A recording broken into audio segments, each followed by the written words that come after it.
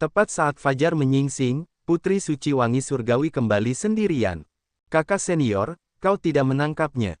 Putri Suci Wangi Surgawi menjawab dengan lembut, seorang ahli diam-diam menghalangiku di sepanjang jalan, jadi aku kehilangan dia. Tuan Muda Xiao, apakah kau terluka?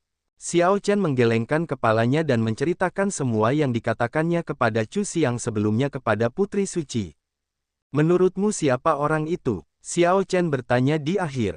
Putri Suci Wangi Surgawi berkata tanpa daya, aku tidak tahu.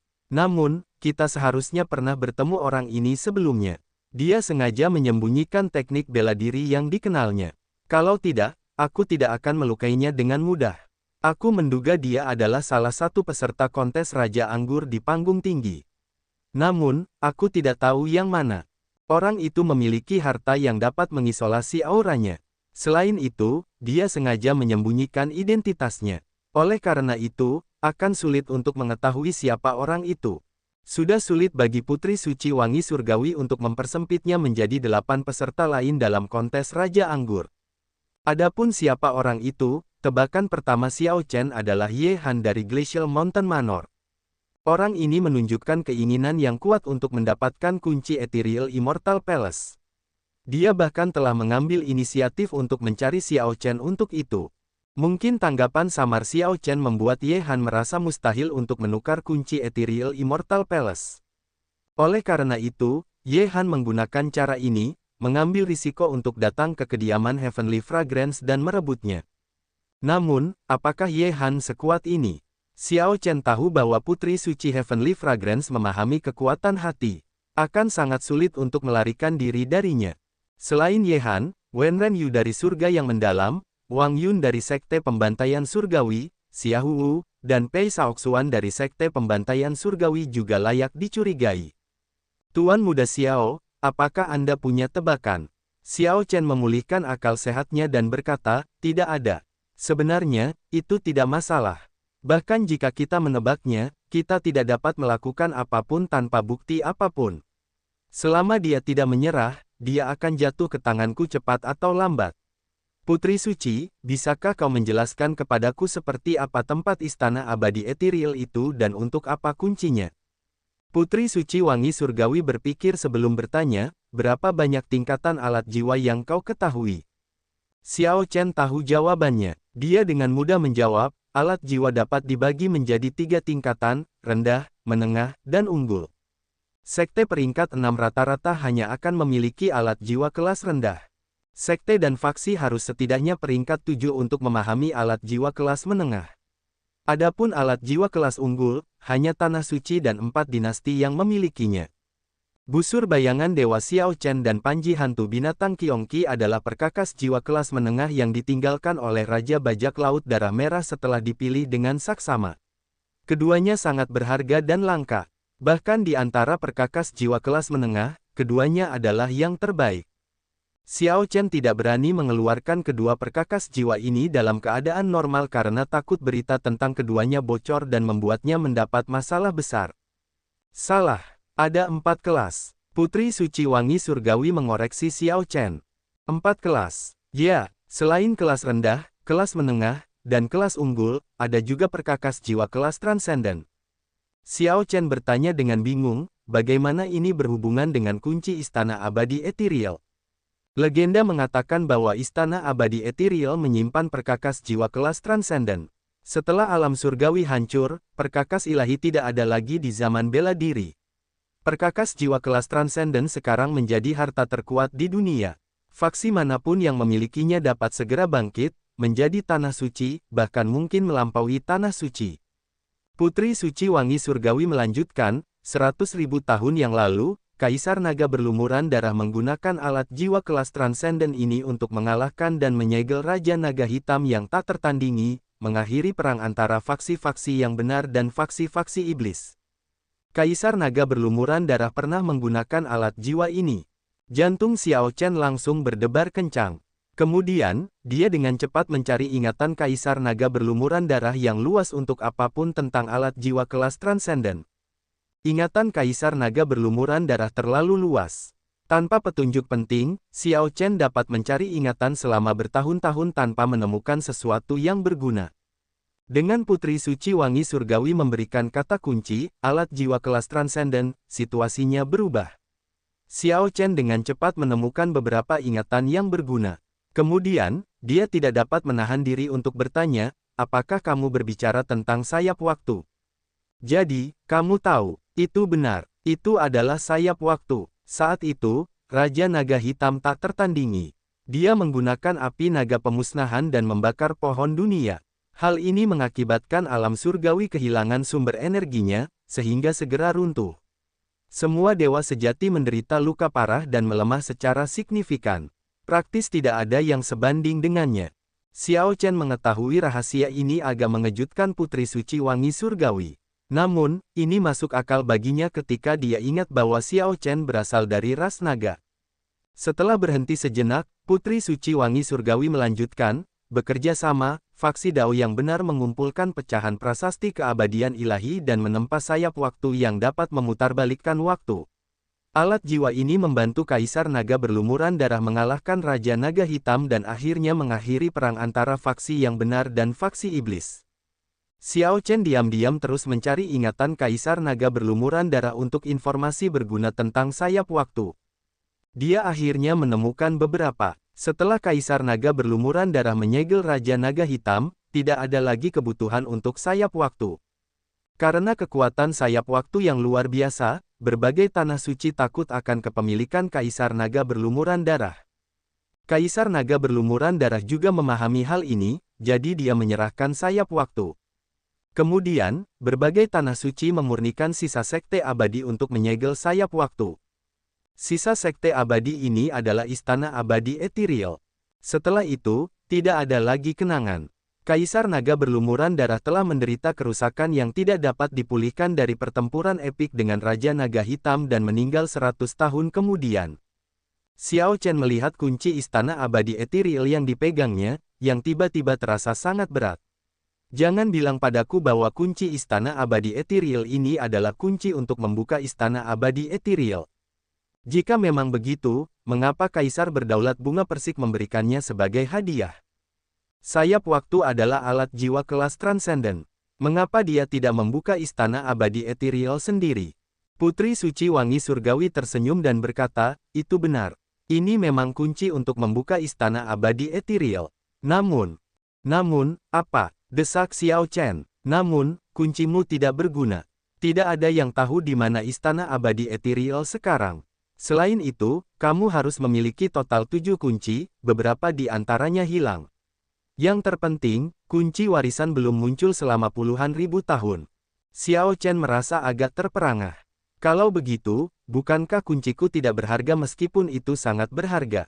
Itu wajar. Kalau tidak, mengapa Kaisar Penguasa Bunga Persik bersedia memberikan sesuatu yang begitu berharga? Namun, itu tidak benar-benar tidak berguna. Apakah kamu memperhatikan karakter ilahi di atasnya? Jika kamu menggunakan karakter ilahi untuk mengolah energi jiwa, kamu dapat mencapai lebih banyak dengan sedikit usaha. Itu sangat berguna untukmu, seseorang yang baru saja naik ke tokoh berdaulat. Karakter ilahi memang dapat membantu mengolah energi jiwa. Saat itu, Xiao Chen mengandalkan membaca karakter ilahi untuk melunakkan keinginan jiwanya ke tingkat tokoh berdaulat kesempurnaan agung. Kata-kata Putri Suci Wangi Surgawi mengingatkan Xiao Chen akan hal ini. Apa yang mungkin tidak berguna bagi Kaisar Penguasa Bunga Persik cukup berguna baginya. Namun, Xiao Chen berpikir keras sebelum bertanya, kalau begitu, apa tujuan orang itu datang ke kamarku untuk mencuri kunci? Saat menyebutkan hal ini, ekspresi Putri Suci Wangi Surgawi berubah agak serius. Kuharap dia hanya ingin mengandalkan kunci untuk meningkatkan energi jiwanya.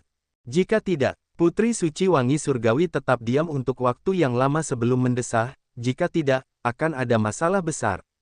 Bencana tak terbatas akan melanda seluruh zaman bela diri.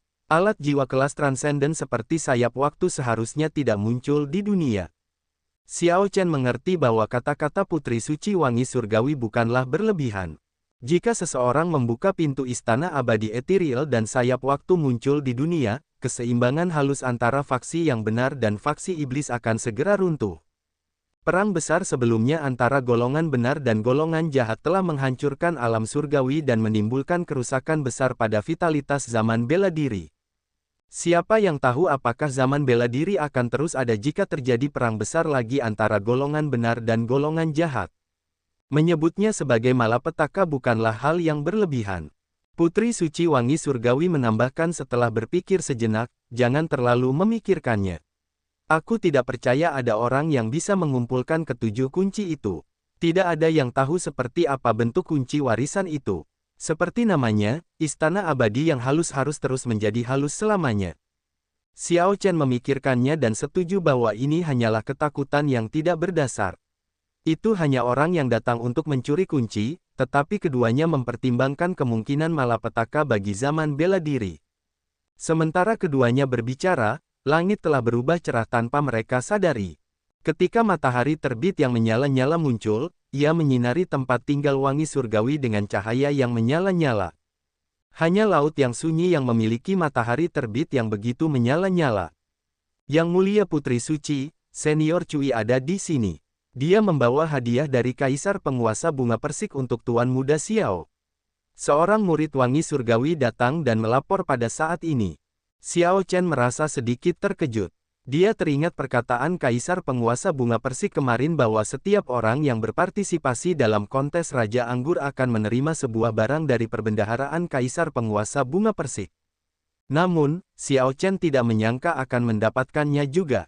Putri Suci meninggalkan Chu Xiang untuk membawa Xiao Chen menemui Senior Cui. Xiao Chen. Ketika Senior Cui melihat Xiao Chen, dia berjalan mendekat sambil menyeringai lebar, jelas-jelas gembira. Selamat, setelah kamu kembali, tolong sampaikan salamku pada Old Seven, katakan padanya bahwa teman lamanya di Peach Blossom City sangat merindukannya. Senior Cui terdengar agak tercekat saat berbicara. Dia telah menunggu selama 30 tahun untuk teman lamanya tetapi hanya berhasil mendapatkan secangkir anggur yang dikenalnya. Namun, Xiao Chen masih berhasil membantu kakek Seven mewujudkan mimpinya pada akhirnya. Xiao Chen memperoleh kemenangan dalam kontes Raja Anggur dan mengalahkan lawan lama kakek Seven, Gridmaster Yuan Fei. Ini akan menyelesaikan hambatan mental kakek Seven. Xiao Chen mengangguk dan berkata, pasti. Simpan ini dengan hati-hati. Tuan Kota dan aku memilihnya untukmu. Tuan Kota sangat menyukai Heartburn-mu.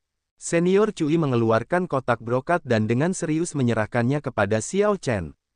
Apa itu? Tepat saat Xiao Chen hendak membuka kotak brokat itu, Senior Cui memegang tangan Xiao Chen dan berkata, jangan terburu-buru membukanya.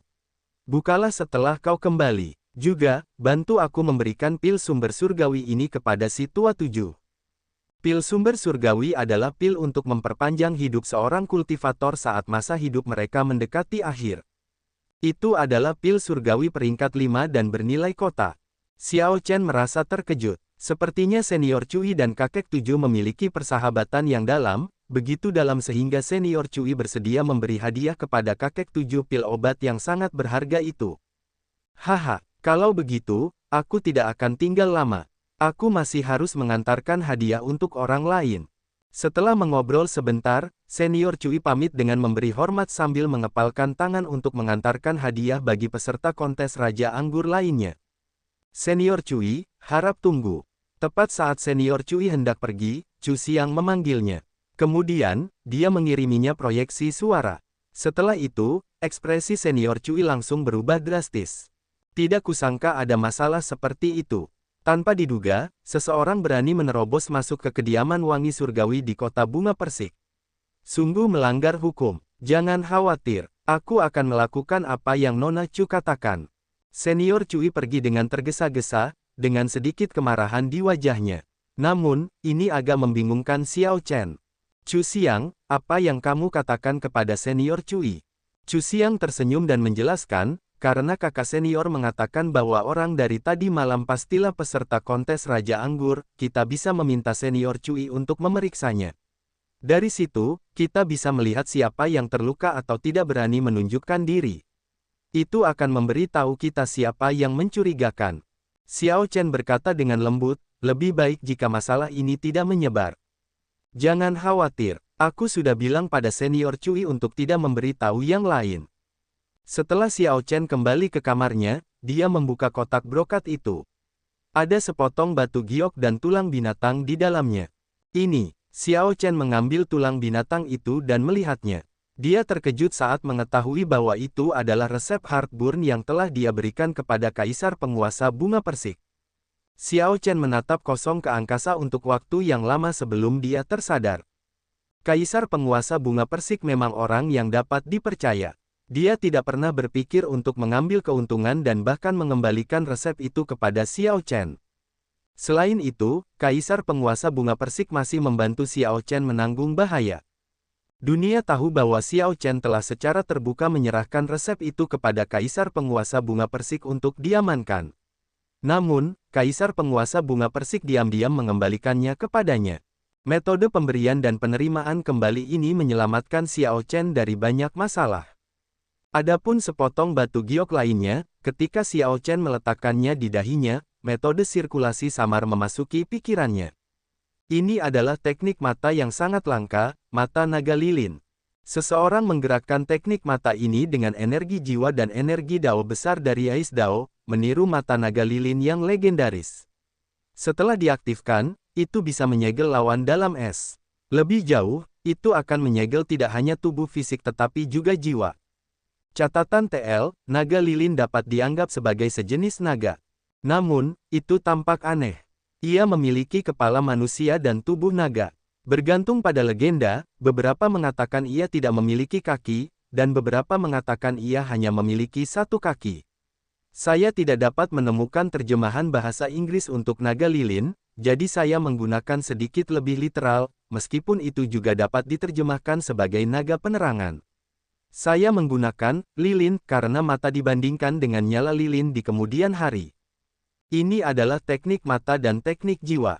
Itu memiliki kekuatan ofensif yang sangat kuat dan dapat mengejutkan orang.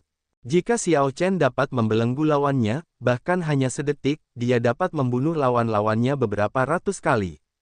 Yang lebih menakutkan adalah, bahkan jika segel es itu pecah, mata naga lilin akan terus menatap lawan dan mengganggu teknik gerakan dan sirkulasi energi esensi sejati lawan. Satu-satunya kekurangan teknik mata ini adalah sulit untuk dijalankan, sehingga sulit untuk langsung dieksekusi. Namun, mata naga lilin ini sangat cocok untuk Xiao Chen. Tampaknya Kaisar Penguasa Bunga Persik telah melihat 3 dao besar di tubuh Xiao Chen dan Xiao Chen lebih jarang menggunakan dao esnya. Oleh karena itu, ia secara khusus memilih teknik mata ini untuk memberi Xiao Chen sarana untuk menggunakan dao esnya. Karena Xiao Chen memiliki garis keturunan ras naga, ia akan merasa mengolah teknik mata ini lebih mudah daripada yang lain, mencapai lebih banyak dengan sedikit usaha. Tanda hubung tanda hubung tanda hubung. Saat matahari terbenam, Senior Cui kembali ke kediaman wangi surgawi dan memberi tahu Xiao Chen dan Chu Xiang tentang temuannya. Keberadaan Wang Yun dari Sekte Pembantaian Surgawi tidak diketahui, jadi tetua Sekte Pembantaian Surgawi menerima hadiah atas namanya. Ye Han dari Glacial Mountain Manor sudah meninggalkan kota. Pei Shaoxuan tampaknya sedikit terluka. Ia mengatakan bahwa ada yang salah dengan kultivasinya. Selain ketiganya, sisanya tampak cukup normal dan tidak menunjukkan sesuatu yang mencurigakan. Xiao Chen berpikir keras sebelum bertanya, bagaimana dengan Wen Renyu, putra suci surga yang mendalam? Orang itu tampaknya yang paling tidak mencurigakan. Ia berinisiatif untuk mengobrol denganku untuk waktu yang lama, tidak menunjukkan sesuatu yang tidak biasa, jawab Senior Cui dengan jujur, tidak menyembunyikan apapun. Chu Xiang berkata, sepertinya yang mencurigakan adalah Wang Yun, Ye Han, dan Pei Shaoxuan. Pei Shaoxuan adalah yang paling mencurigakan. Begitu ada yang salah dengan teknik kultivasi Dao Iblis, efeknya akan sangat parah. Dia seharusnya mencoba mengobati lukanya dengan kultivasi tertutup, bagaimana dia bisa keluar dan menerima Senior Cui secara langsung.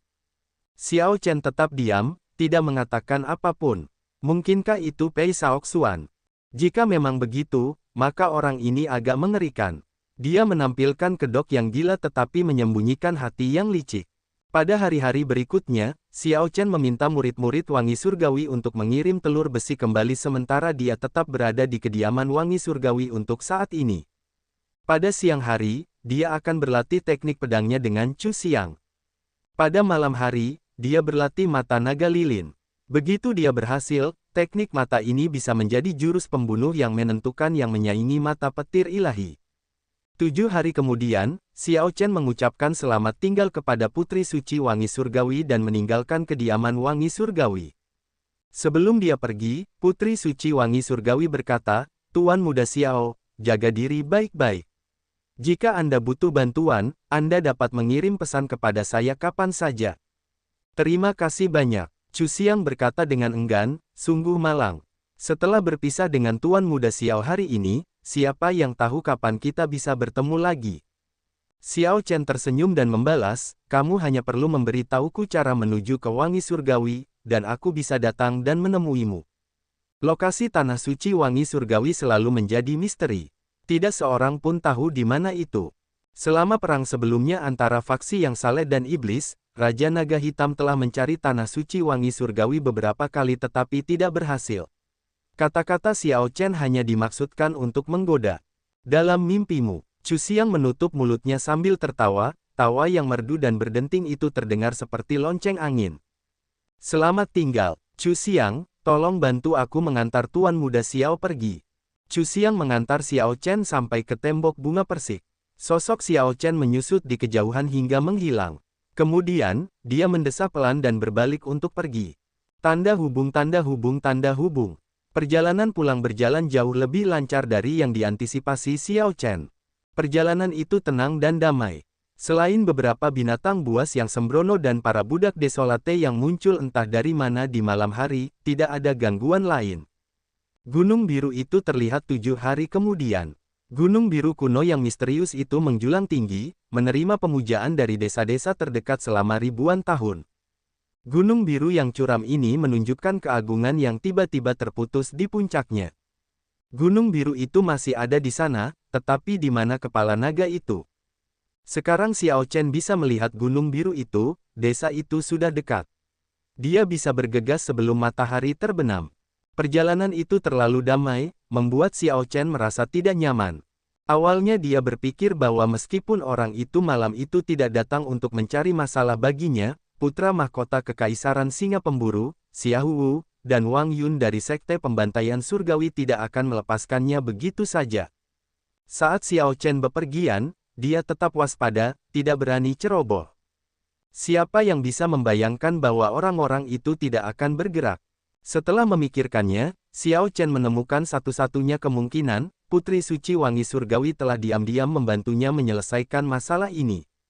Kalau tidak, mengingat karakter Wang Yun dan Xiahou Wu, bagaimana mungkin mereka tidak datang dan mencari masalah baginya? Ini juga tidak masalah. Xiao Chen menarik pandangannya dan memfokuskan perhatiannya pada gunung biru sekali lagi. Wosh! Xiao Chen dengan lembut mendorong dengan kakinya, dan sosoknya bergerak seperti kilat, bergegas menuju gunung biru. Gunung ini tampaknya ajaib, mampu menarik perhatiannya setiap saat. Hanya dengan melihatnya sekilas, dia tidak bisa menahan diri untuk bergegas. Xiao Chen berhenti ketika dia berada 10 km jauhnya dari gunung biru. Dia teringat pertemuan anehnya saat dia sebelumnya menyentuh gunung biru. Saat dia mendaki gunung biru, ki iblisnya meletus dari seluruh tubuhnya tanpa henti. Namun, semakin terlarang sesuatu, semakin menggoda hal itu. Xiao Chen menganggap dirinya orang yang tenang. Namun, saat dia menghadapi gunung biru terlarang, dia merasa sulit untuk menahan dorongannya. Dia ragu sejenak sebelum mengangkat kakinya, melangkah selangkah demi selangkah. Meskipun Xiao Chen dapat menempuh jarak 10 km dalam sekejap mata, ia bergerak sangat lambat. Medan gaya aneh menyelimuti gunung biru itu. Udara dipenuhi dengan kebencian, amarah, niat membunuh, rasa sakit, dan emosi negatif lainnya. Di antara semua itu, keputusasaan adalah yang terberat. Bagi orang lain, ini pastilah gunung iblis. Namun, naluri Xiao Chen mengatakan kepadanya bahwa ada sesuatu yang aneh tentang ini, sebuah rahasia tersembunyi yang mengejutkan. Jangan sentuh itu. Suasana di sekitar gunung biru terasa aneh sejak awal. Sekarang, seseorang tiba-tiba muncul dan menepuk bahu Xiao Chen.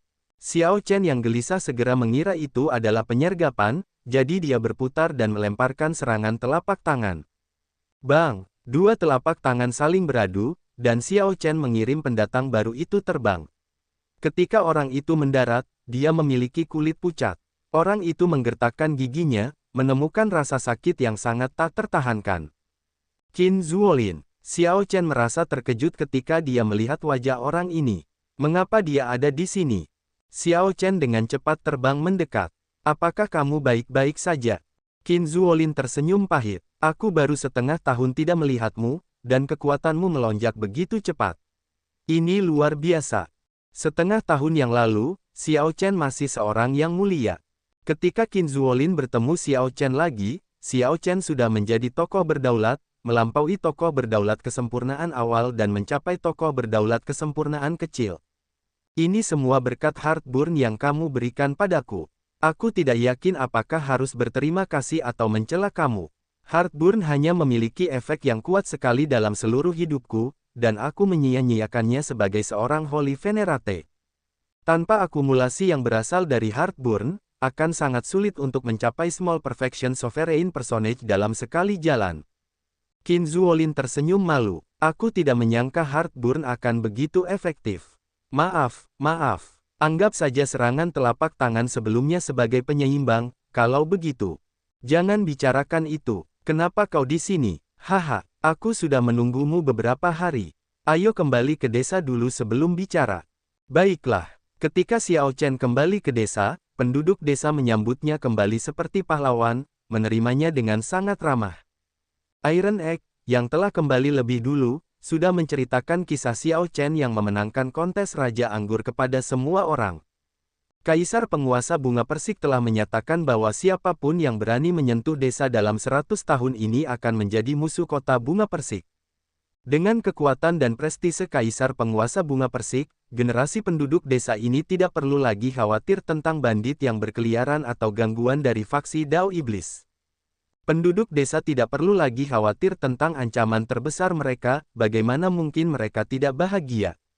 Setelah hiruk-pikuk, kebisingan, dan kegembiraan, Xiao Chen, Sang, dan Qin Zuolin berkumpul bersama.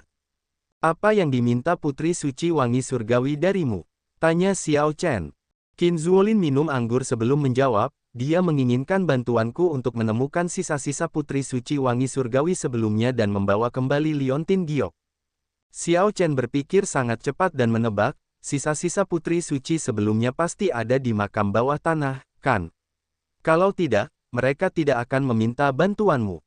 Sangat pintar, bahkan Guru Suci Wangi Surgawi tidak berani memasuki tempat ini. Semakin kuat seseorang, semakin besar bahayanya. Qin Zuolin tersenyum tipis dan menatap Xiao Chen.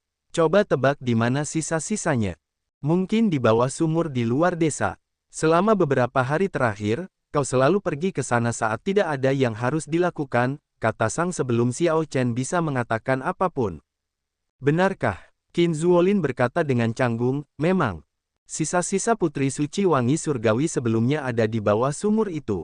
50 tahun yang lalu, seorang ahli naga surgawi dari ras naga Mu tampaknya telah menemukan rahasia yang mengejutkan di tempat ini.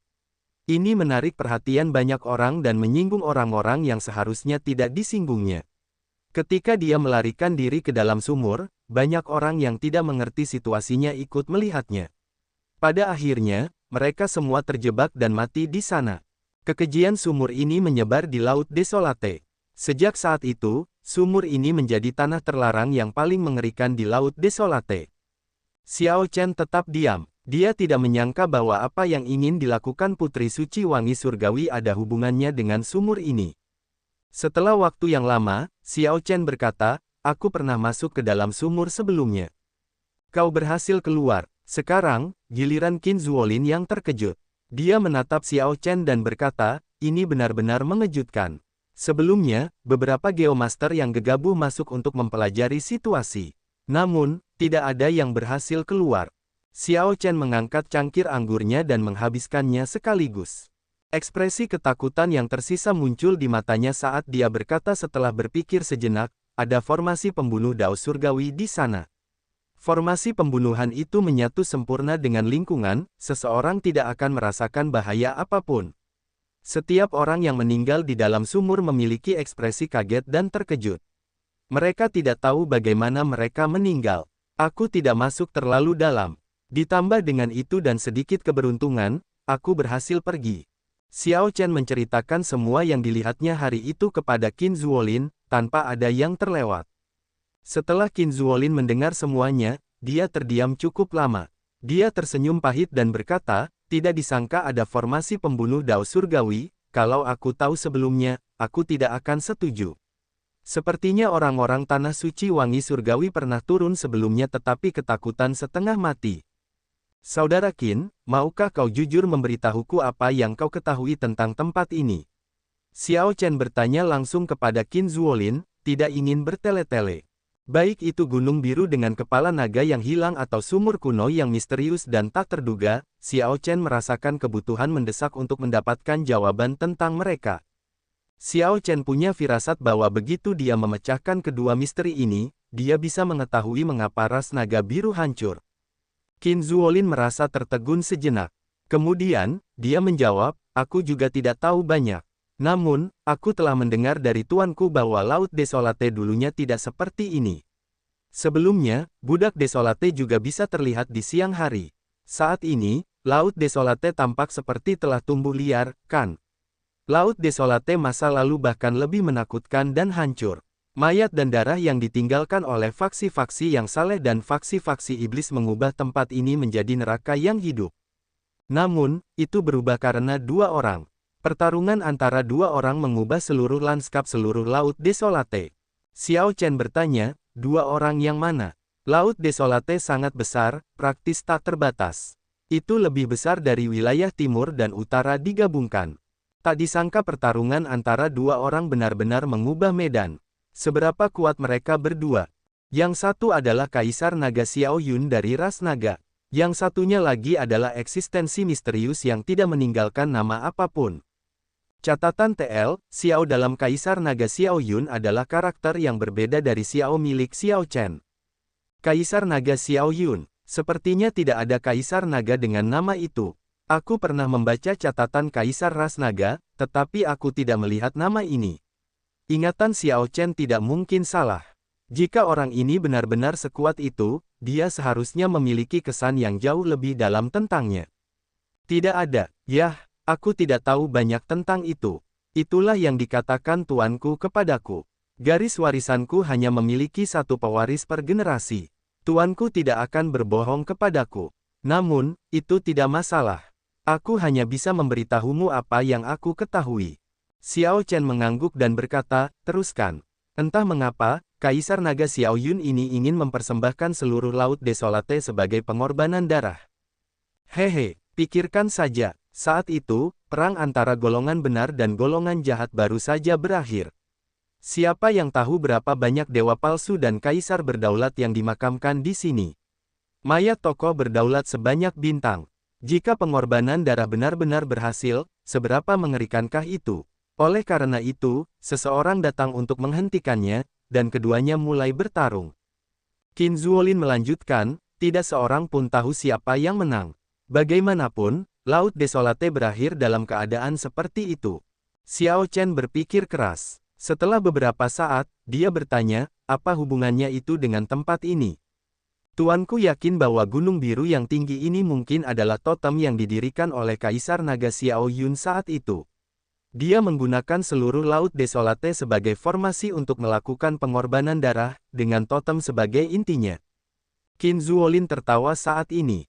Tentu saja, tuanku itu tidak terlalu bisa diandalkan. Ini hanya beberapa hal yang diwariskan dari leluhur kita. Misalnya, kamu bahkan belum pernah mendengar tentang Kaisar Naga Xiao Yun, jadi jangan menganggapnya serius. Aku tidak percaya seseorang dapat menggunakan seluruh Laut Desolate sebagai formasi dan meletakkan formasi pengorbanan darah. Seberapa kuat seseorang harus melakukan itu? Aku hanya memberitahumu apa yang aku tahu, hei, Xiao Chen. Saat Qin Zuolin berbicara, dia menyadari bahwa Xiao Chen telah linglung, tidak mendengarkannya sama sekali. Sang sudah menyimpulkan beberapa informasi dan menebak sesuatu dalam hatinya. Hanya karena catatan Kaisar tidak mencantumkan Kaisar Naga Xiao Yun, itu tidak berarti tidak ada Kaisar Naga seperti itu dalam sejarah Kekaisaran Naga Ilahi. Jika Kaisar Naga Xiao Yun ini adalah Kaisar Naga dari garis keturunan Naga Biru, maka itu masuk akal. Sang menduga bahwa Xiao Chen pasti sudah menebaknya juga. Itulah sebabnya Xiao Chen linglung. Apa yang sedang kamu pikirkan? Xiao Chen memulihkan akal sehatnya dan berkata, tidak ada. Ayo, ayo. Qin Zuolin merasa tidak bisa berkata apa-apa. Aku sudah selesai. Apa lagi yang harus dibicarakan? Xiao Chen langsung merasa agak malu. Dia hanya bisa mengganti topik, berkata, orang macam apa orang yang bertarung dengan Kaisar Naga Xiao Yun? Qin Zuolin mengangkat bahu. Siapa yang tahu? Selalu ada orang yang tetap tersembunyi di alam seribu besar. Kamu adalah salah satu contohnya. Siapa yang mengira bahwa kamu hanyalah seorang yang mulia suci setengah tahun yang lalu, ketika kamu sekarang adalah tokoh penguasa kesempurnaan kecil? Topik. Beralih kembali ke Xiao Chen, jadi dia berhenti bertanya.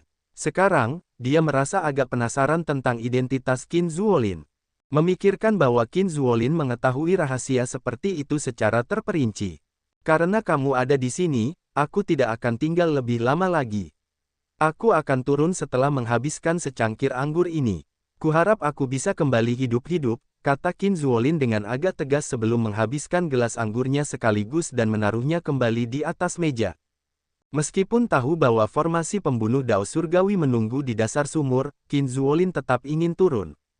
Bulan darah tinggi di langit terpantul di sumur kuno. Qin Zuolin telah memutuskan untuk turun dan menjelajah bukan hanya karena dia berjanji pada Putri Suci Wangi Surgawi tetapi juga karena memang sudah menjadi karakternya. Pertama, dia merasa yakin dengan kekuatannya. Kedua, dia ingin melihat apa yang ada di bawah. Qin Zuolin bahkan berani menerobos masuk ke makam kuno tempat pencabut jiwa berada. Aku akan turun bersamamu, kata Xiao Chen lembut sambil menatap bulan darah yang terpantul di sumur. Qin Zuolin merasa aneh, jadi dia bertanya, apakah kamu yakin?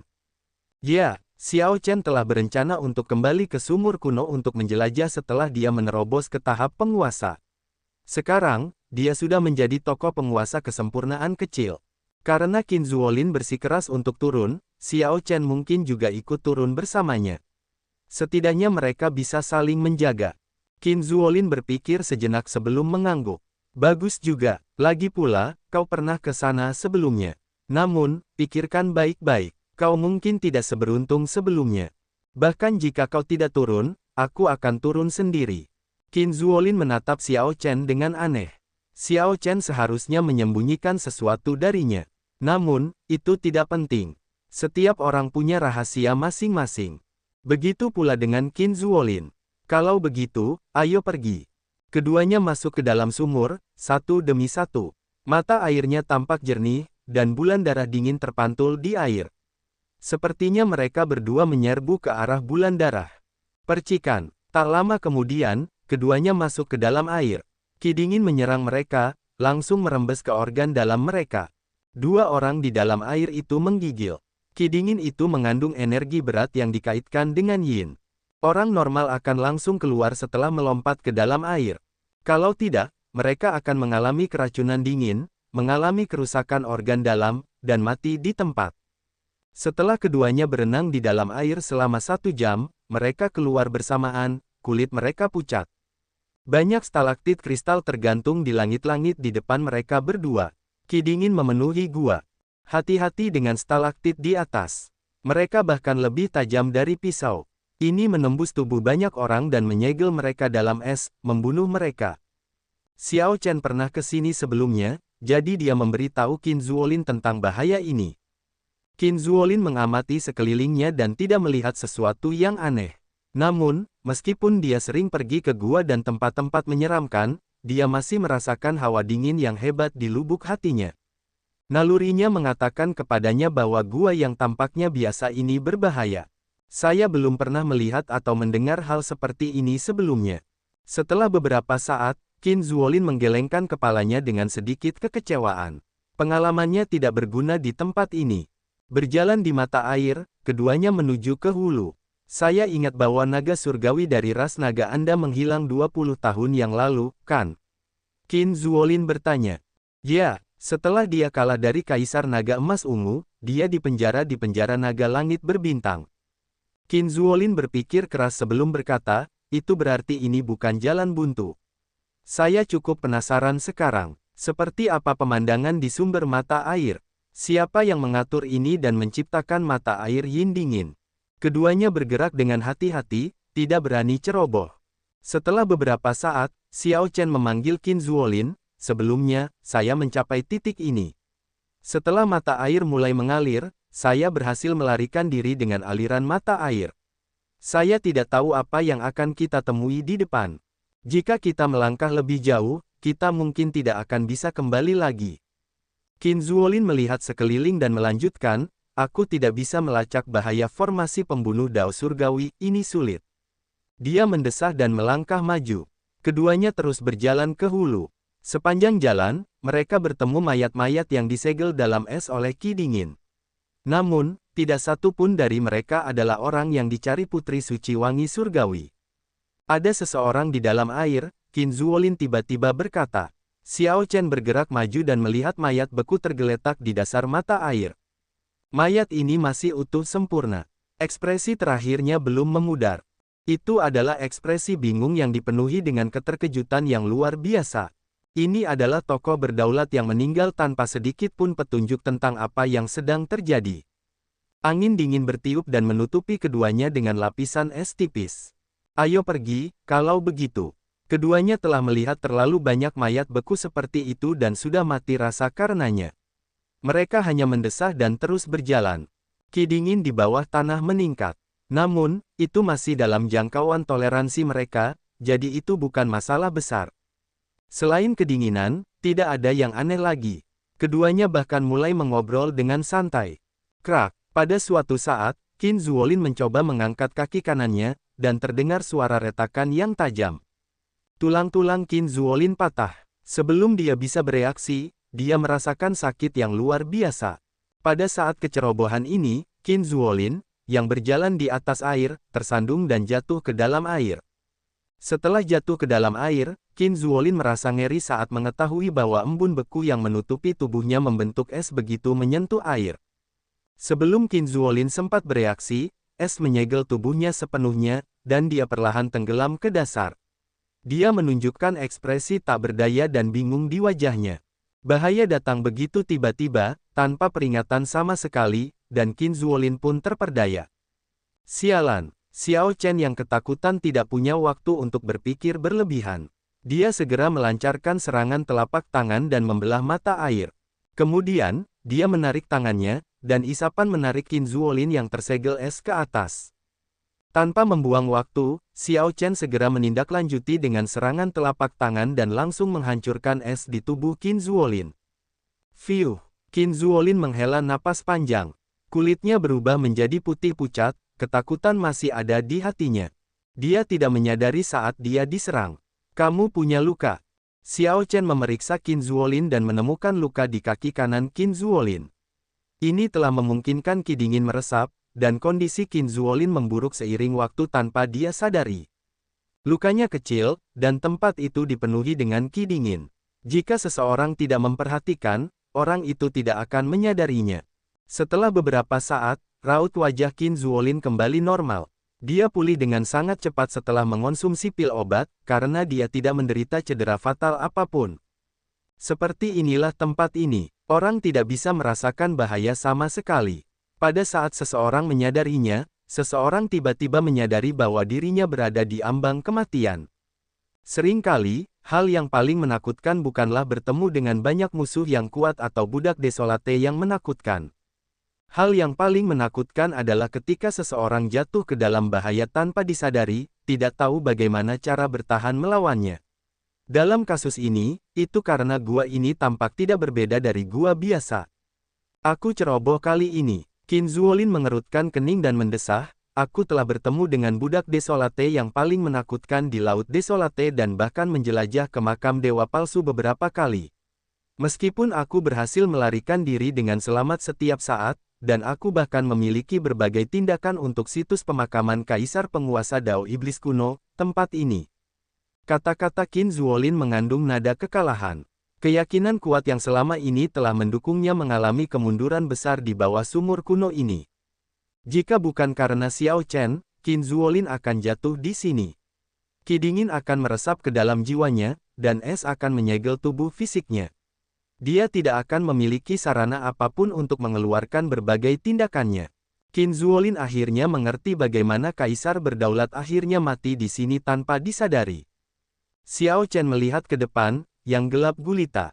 Dia tidak tahu berapa lama waktu yang dibutuhkan bagi mereka untuk mencapai sumber mata air.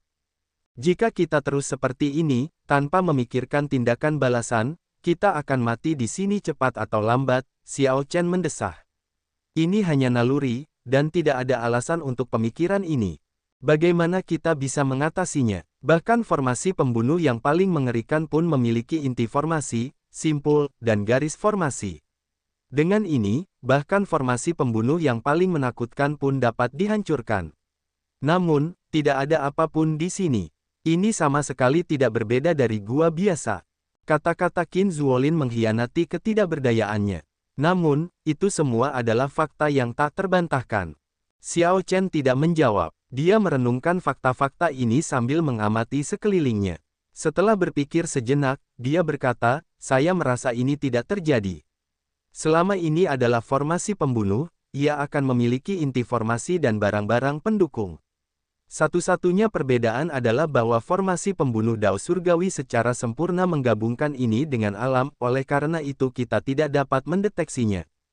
Kita tidak dapat mendeteksinya, bukan berarti mereka tidak ada. Qin Zuolin berkata dengan cemberut, agar formasi apapun dapat beroperasi, ia membutuhkan energi. Biasanya, ini akan datang dari Spirit Jades atau Divine Crystals. Beberapa formasi yang lebih mendalam dapat menggunakan energi di dalam tanah.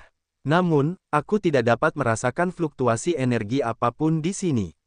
Jadi, bahkan dengan apa yang kau katakan, kita tidak dapat menghancurkan formasi ini. Tiba-tiba, inspirasi melintas di benak Xiao Chen. Dia bertanya, maksudmu, selama kita menemukan sumber energi yang menggerakkan formasi pembunuh Dao Surgawi, kita dapat menghancurkan formasi ini. Aku tidak dapat menjamin untuk menghancurkan formasi, tetapi setidaknya kita tidak akan mati di sini. Setidaknya aku yakin akan hal itu. Xiao Chen berkata dengan serius, kurasa aku tahu apa yang menggerakkan formasi pembunuh Dao Surgawi dan mengapa kau tidak dapat merasakannya. Apa? Qin Zuolin menatap Xiao Chen dengan tatapan ingin tahu. Bahkan aku tidak tahu apa sumber energinya, jadi bagaimana dia tahu? Qin Zuolin membuat banyak tebakan. Tempat ini dipenuhi dengan ki dingin sepanjang tahun. Mungkinkah ada harta karun alam yang dikaitkan dengan es yang terkubur di sini untuk menggerakkan formasi pembunuh Dao Surgawi? Misalnya, bisa jadi batu bayangan darah, air mendalam Netherworld, atau es iblis kuno. Ini adalah harta karun alam yang sangat kuat yang dapat menyaingi kristal ilahi. Namun, Qin Zuolin dengan cepat menolak kemungkinan ini setelah beberapa pertimbangan. Itu praktis tidak mungkin. Harta karun alam ini mengandung energi yang sangat mencengangkan. Belum lagi dengan sengaja mencarinya, seseorang dapat menemukannya hanya dengan menyelidiki lingkungan sekitar secara santai. Namun, tidak ada aura seperti itu di sini. Tempat ini hanyalah gua bawah tanah biasa. Tidak ada yang aneh, selain dinginnya. Namun, bagian mana dari bawah tanah Laut Desolate yang tidak dingin? Qin Zuolin memiliki banyak pemikiran seperti itu. Meskipun demikian, dia menolak semuanya. Qin Zuolin menunggu jawaban Xiao Chen, gelisah tentang tebakan Xiao Chen. Pada saat ini, Xiao Chen sudah merasa yakin. Pikirannya sangat jernih. Dia berkata dengan serius, sebenarnya, kamu juga tahu sumber energi formasi pembunuh Dao Surgawi. Bahkan, kamu melihatnya setiap hari. Apa? Aku tahu itu, dan aku melihatnya setiap hari. Xiao Chen, ini bukan saatnya untuk bercanda. Ekspresi Qin Zuolin berubah serius saat dia menatap Xiao Chen dengan dingin. Jelas, dia tidak merasa puas dengan jawaban ini. Xiao Chen berkata dengan tenang, aku tidak bercanda. Sumber energi formasi pembunuh Dao Surgawi ini adalah bulan darah yang kamu lihat setiap hari. Lelucon ini tidak lucu. Qin Zuolin berhenti memikirkan jawaban Xiao Chen. Dia merasa lebih baik baginya untuk memikirkannya sendiri. Bagaimana mungkin itu bulan darah di langit? Apa itu bulan? Bulan adalah bintang bulan besar. Ada jutaan bintang di alam seribu besar. Namun, hanya ada satu matahari dan satu bulan. Melalui pasang surut zaman sejak dahulu kala, matahari dan bulan tetap abadi dan tidak pernah hancur. Mereka telah ada sejak saat primal chaos terpecah hingga sekarang. Dewa palsu yang kuat dapat menghancurkan banyak bintang dengan lambaian tangan. Namun, mereka harus rendah hati di hadapan matahari dan bulan. Pernahkah kamu berpikir tentang mengapa bulan darah tidak dapat dilihat di tempat lain selain Laut Desolate di Central Grid Realm? Bulan biasanya membesar dan mengecil, tetapi bulan darah Laut Desolate selalu penuh setiap kali muncul, tergantung tinggi di langit. Ketidakpercayaan menandai wajah Qin Zuolin, tetapi Xiao Chen tidak merasa terkejut. Xiao Chen tidak bercanda, dia punya buktinya sendiri. Xiao Chen melanjutkan, mengapa kita tidak bisa merasakan sumber energi formasi pembunuh Dao Surgawi? Itu karena sumber energinya ada di langit. Tentu saja, kita tidak bisa merasakannya, karena kita berada di bawah tanah. Jangkauan asli formasi pembunuh Dao Surgawi ini mungkin jauh lebih luas dari yang kita duga. Namun, karena alasan tertentu, akhirnya menyusut ke jangkauan saat ini dan hanya ada di gua bawah tanah ini. Awalnya, aku tidak akan memikirkan ini. Namun, kamu mengatakan kepadaku hari ini bahwa Kaisar Naga Xiao Yun menggunakan Gunung Biru sebagai totem untuk berfungsi sebagai inti formasi dengan Laut Desolate sebagai formasinya. Yang lebih penting, ekspresi Qin Zuolin perlahan berubah serius. Dia menatap Xiao Chen dan berkata, lanjutkan. Yang lebih penting, ada seorang gadis kecil bernama Qing Chen di desa. Dia memiliki tubuh yin ekstrim. Beberapa waktu lalu, dia mengatakan kepadaku bahwa dia bisa melihat bulan darah di sumur kuno pada siang hari. Sebelumnya, aku tidak bisa memahaminya. Mengapa dia bisa melihat bulan darah di sumur kuno di siang hari? Aku baru saja mengetahuinya. Qin Zuolin berpikir keras. Jalan pikirannya perlahan menjadi lebih jelas. Namun, hawa dingin menjalar di tulang punggungnya. Jika semua ini benar, seberapa kuat orang yang meletakkan formasi itu? Bulan darah di langit malam Laut Desolate mungkin telah ada selama puluhan ribu tahun. Apakah itu ada karena orang ini? Meskipun orang ini tidak ada lagi puluhan ribu tahun yang lalu, dia masih memengaruhi seluruh Laut Desolate. Tidak heran naga langit, yang menemukan rahasia tempat ini, dikejar 50 tahun yang lalu. Namun, sudah tidak ada cara untuk mundur. Qin Zuolin berkata dengan serius, jika sumber energi formasi pembunuh Dao Surgawi ini adalah bulan darah di langit, itu mungkin formasi di dalam formasi. Formasi pembunuh Dao Surgawi ini mungkin merupakan bagian dari formasi pengorbanan darah yang diletakkan Kaisar Naga Xiao Yun saat itu. Ini agak bermasalah, tetapi ada cara untuk mengatasinya. Xiao Chen merasa tercengang mendengar ini. Tanpa diduga, Qin Zuolin benar-benar punya cara untuk mengatasinya. Apa metodenya? Mencoba menghancurkan formasi itu tidak realistis. Namun, karena kita tahu sumber energi formasi itu, kita bisa menghindari menjadi target formasi itu saat aku mengetahui bagaimana energi itu mengalir. Dengan begitu, kita akan bisa bergerak bebas di gua bawah tanah ini dan dengan mudah menemukan sisa-sisa putri suci wangi surgawi sebelumnya. Semakin kuat seseorang dalam formasi pembunuh ini, semakin cepat dia mati. Keduanya bergerak sangat hati-hati di sepanjang jalan, yang membatasi mereka. Keduanya kuat, tetapi mereka tidak bisa bergerak seperti yang mereka inginkan, yang terasa sangat menyedihkan. Jika keduanya bisa menggunakan kekuatan penuh mereka, pencarian mereka akan berjalan lebih cepat, mengingat teknik gerakan mereka. Namun, ini mengasumsikan tebakanmu benar. Xiao Chen berkata, selain mempercayaiku, kamu tidak punya pilihan lain saat ini. Aku percaya padamu. Qin Zuolin hanya memberikan jawaban sederhana sebelum terdiam. Kemudian, dia duduk bersila di atas air. Dia memejamkan mata, dan tangannya terus-menerus membentuk segel tangan yang dalam. Saat tangan Qin Zuolin bergerak, bagan bintang yang mengembang muncul di belakangnya. Pada suatu saat, Xiao Chen mendongak, dan bebatuan di atas menghilang. Hanya langit berbintang yang luas dan tak terbatas memasuki matanya. Ini terasa sangat misterius. Bintang-bintang berkelap-kelip, dan cahaya bintang bersinar terus-menerus, perlahan-lahan membentuk bagan bintang yang lebih luas. Butiran keringat mengalir dari dahi Qin Zuolin. Xiao Chen bisa merasakan energi jiwanya surut dengan cepat. Selain menggerakkan bagan bintang, energi jiwa Qin Zuolin tampaknya sedang mencari sesuatu. Bas, bas. Tiba-tiba, beberapa bintang di bagan bintang bergeser, jatuh secara langsung. Hal ini terasa sangat nyata bagi Xiao Chen, seolah-olah bintang-bintang benar-benar jatuh dari alam semesta. Tepat pada saat ini, Qin Zuolin tiba-tiba membuka matanya. Ia menunjukkan ekspresi lelah, tetapi kegembiraan yang tak dapat disembunyikan bersinar di matanya.